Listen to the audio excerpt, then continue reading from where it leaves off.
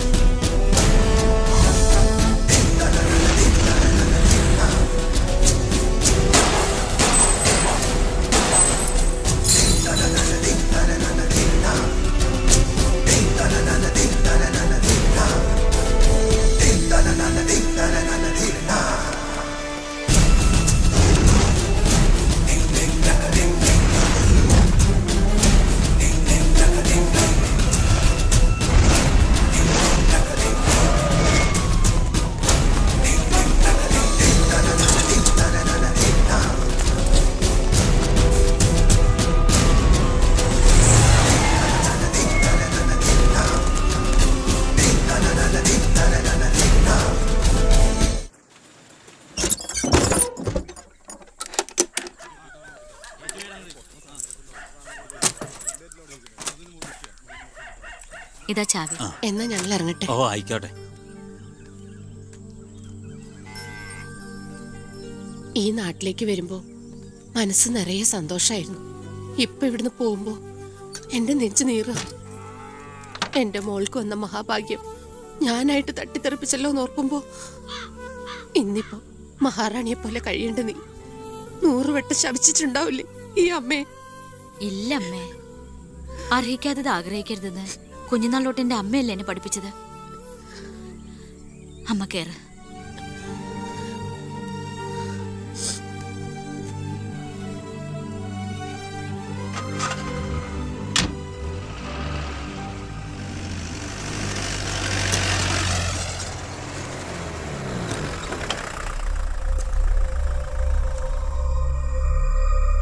നിർത്ത് വണ്ടി എടുക്കല്ലേ.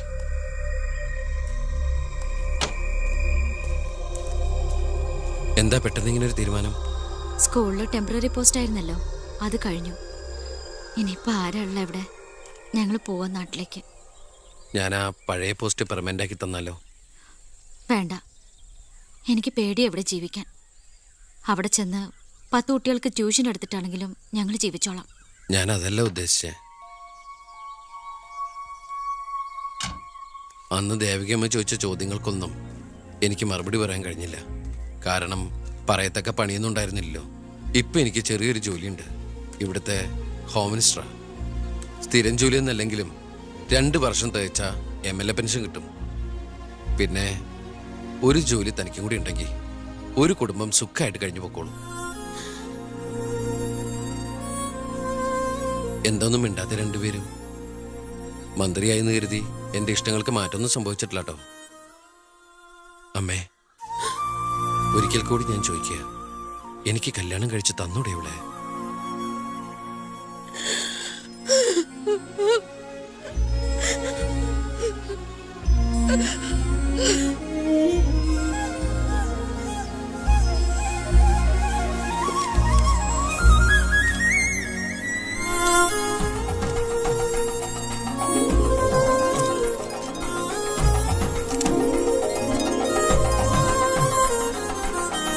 ആരാ സാക്ഷികൾ? ഒരു സാക്ഷിയുണ്ടേ, ഒന്ന് മറിക്ക സാറേ. ജോസഫ് വർക്കി, കുണ്ടാലി തെക്കേതിൽ, ചിറ്റാരിക്കര. ഈ ധന്യ മുഹൂർത്തത്തിന് സാക്ഷിയാകാൻ ഒരവസരം എനിക്ക് തരണം. ദാ ഇവിടെ. അങ്ങോട്ട് മാറി നിൽക്കണോ? മാറിയിക്കാൻ പറഞ്ഞപ്പോ ഓക്കെ. തട്ടിപ്പും വെട്ടിപ്പും ഒക്കെ നിർത്തി ഇനിയുള്ള കാലം ഒരു നല്ല മനുഷ്യനായിട്ട് ജീവിക്കണമെന്നാണ് എൻ്റെ ആഗ്രഹം. നല്ലതാ. മന്ത്രിയോടൊപ്പം നടന്നില്ലെങ്കിൽ വീട്ടിലും നാട്ടിലും ഒരു പട്ടിയുടെ വില പോലും എനിക്ക് കിട്ടില്ല. എന്നെ കൈവെടിയരുത്. ഞാനൊന്ന് ആലോചിക്കട്ടെ. എന്താ ഈ പത്രക്കാരും പോലീസുകാരും കാണിക്കുന്നത്? മന്ത്രി വൈഫ് ഒന്ന് പുറത്തേക്ക് ഇറങ്ങിക്കോട്ടെ. ഇന്നത്തെ കൊരകന്റെ പൂമാല കിട്ടിയ പോലെ തിക്കും തിരക്ക് ഉണ്ടാക്കണ എന്താന്നാ ഞാൻ ഉദ്ദേശിച്ചേ.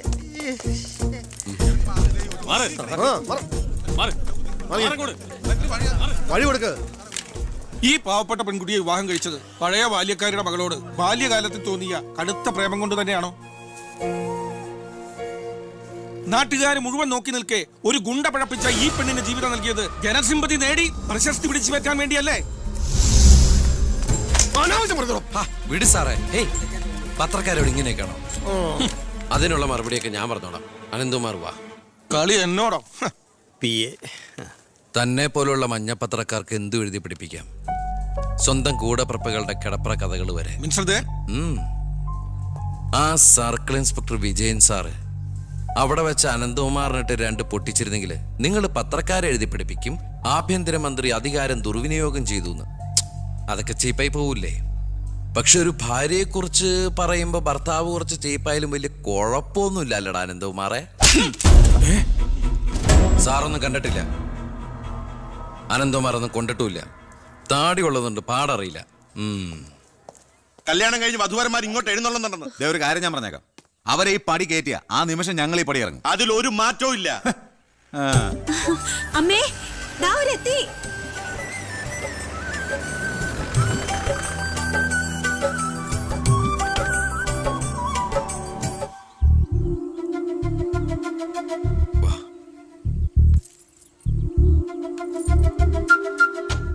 IAS IPS കയറി വന്ന ഈ വീട്ടിലേക്ക് ഇവിടുത്തെ വാലിക്കാരിയുടെ മോളെ കെട്ടിക്കൊണ്ട് കയറി വരാൻ നാണമില്ലേടാ നിനക്ക്?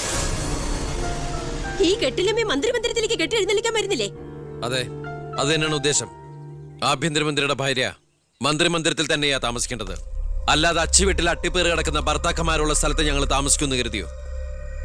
ഇപ്പൊ ഞങ്ങളിവിടെ വന്നത് എന്നെ സ്നേഹിക്കുന്ന എന്റെ അമ്മയുടെ അനുഗ്രഹം വാങ്ങിക്കാനാ. വാ മോളെ, വലതുകാല് വെച്ച് ഐശ്വര്യമായിട്ട് കയറി വാ.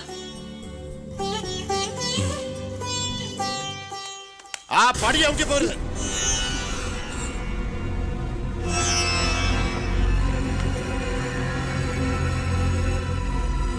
അച്ഛനെ എതിർത്ത് പറഞ്ഞും അച്ഛന്റെ നെഞ്ചത്ത് കുതിര കയറിയും അച്ഛനെ തോപ്പിച്ചും നീ ഒരു മന്ത്രി കസേര ഒപ്പിച്ചെടുത്തു. ആ പക മനസ്സിൽ കിടന്ന് നീറുമ്പോഴാ എനിക്ക് കണ്ണെടുത്താ കണ്ടുകൂടാത്ത ഒരുത്തിയുടെ കൈയും പിടിച്ച് നീ കുടുംബത്തിലേക്ക് കയറി വന്നിരിക്കുന്നത്. നീ മന്ത്രിയാണ്, എനിക്ക് പുല്ലടാ. അച്ഛൻ ചവിട്ടി പുറത്താക്കി പത്രക്കാരെ കൊണ്ട് എഴുതിക്കാണ്ട് ഇറങ്ങി പോരാ. നിങ്ങൾ എന്തൊക്കെയായി പറയുന്നേ? നീ മിണ്ടി പോരുത്. അമ്മേ, ഇതൊക്കെ പ്രതീക്ഷിച്ചുകൊണ്ട് തന്നെയാ ഞാൻ ഇവളെയും കൂട്ടി ഇങ്ങോട്ട് വന്നത്. അമ്മയുടെ നിറഞ്ഞ കണ്ണുകൾ കാണുമ്പോൾ എനിക്കറിയാം എൻ്റെ അമ്മ നിറഞ്ഞ മനസ്സോടെ ഞങ്ങളെ സ്വീകരിച്ചു എന്ന്. അനുഗ്രഹം ഉണ്ടാവണം, അത് മാത്രം മതി.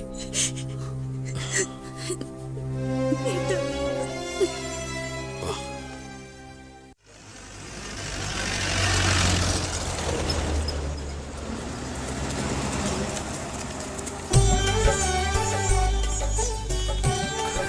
ഈ വീട്ടിലെ അച്ഛനും അമ്മയും പി എയും എല്ലാം ഞാനാ.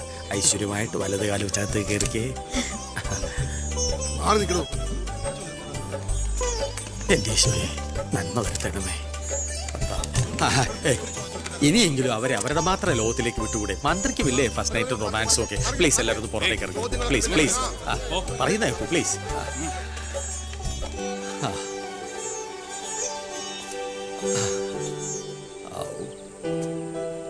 ജോസഫേട്ടാ, മന്ത്രി എങ്ങോട്ടാ ഹണിമൂണിന് പോകുന്നത്? ഹണിമൂൺ